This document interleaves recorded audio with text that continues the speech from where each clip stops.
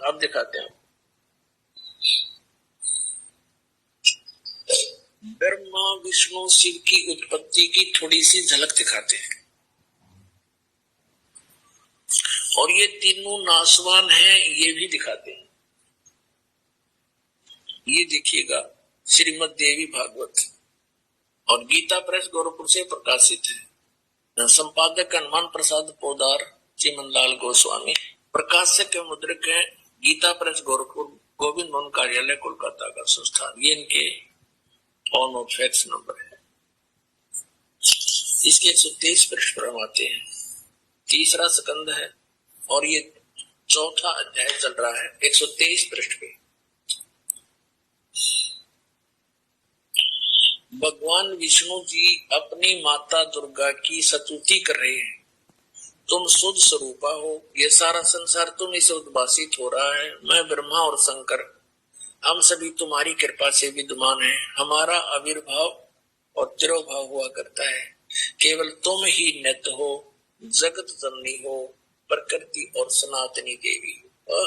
स्पष्ट हो गया। विष्णु जी कह रहे हैं मैं ब्रह्मा और शंकर, हमारा तो आविर्भाव माने जन्म और तिरोभाव माने मृत्यु हुआ करता है।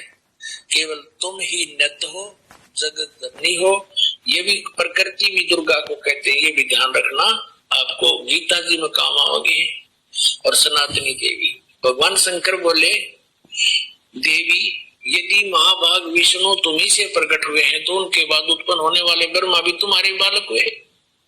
फिर मैं तमोगुणी लीला करने वाला शंकर क्या तुम्हारी संतान नहीं हुआ? अर्थात मुझे भी उत्पन्न करने वाली तुम ही हो शिवे। संपूर्ण संसार की सृष्टि करने में तुम बड़ी चतुर हो। अपने आत्माओं के तो एक सदग्रंथों बंद है, बंद। हमने जितनी जड़ी की जरूरत है वो निकाल लेंगे, औषधि बना लेंगे, बाकी बन का हम क्या करेंगे ये देखना। वो औषधि निकाल रखी। इस संसार की सृष्टि स्थिति और संहार में तुम्हारे गुण सदा समर्थ है। इन्हीं तीनों गुणों से उत्पन्न हम रजगुण ब्रह्मा, सतगुण विष्णु, तमगुण शिव जी, ब्रह्मा विष्णु और शंकर नियमानुसार कार्य में तत्पर थे। अपने आत्मा